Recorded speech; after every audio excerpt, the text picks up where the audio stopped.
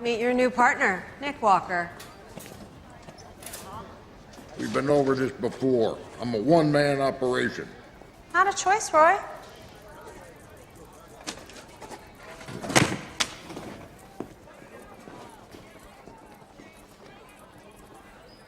Oh, you got to earn that.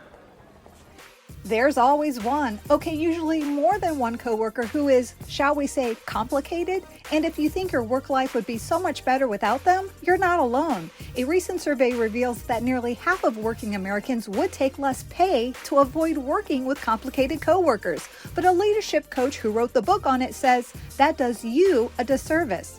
We don't grow in comfort. We grow when there's challenges. And yes, sometimes those challenges are people. And so yes, I think all of us think we would thrive if we were just surrounded by supportive, like-minded colleagues who share our same work ethic and communication style. But no, the superpower comes when you're sitting across or trying to collaborate with somebody who's wired completely different than you. They challenge your assumptions. They bring a completely different perspective.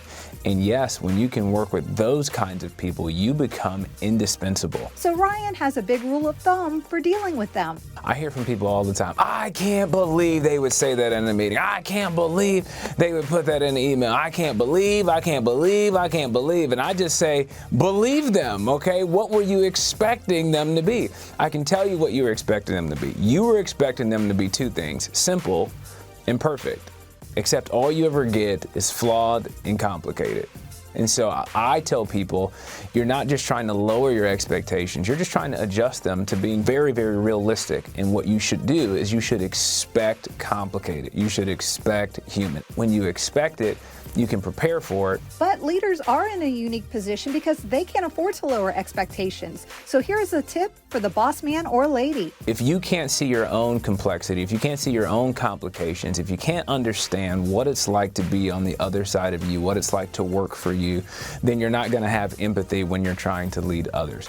We all receive more from people who are willing to admit their own mistakes than people that are just trying to coach us or tell us how we can get better. And so when you get in the complicated boat with them, what ends up happening is they respect you enough to say, man, this is a vulnerable leader that can admit when they're wrong, they can admit when they've dropped a ball. And so if they're trying to call me out about me dropping a ball, hey, guess what? We're all trying to make this a better place to work together.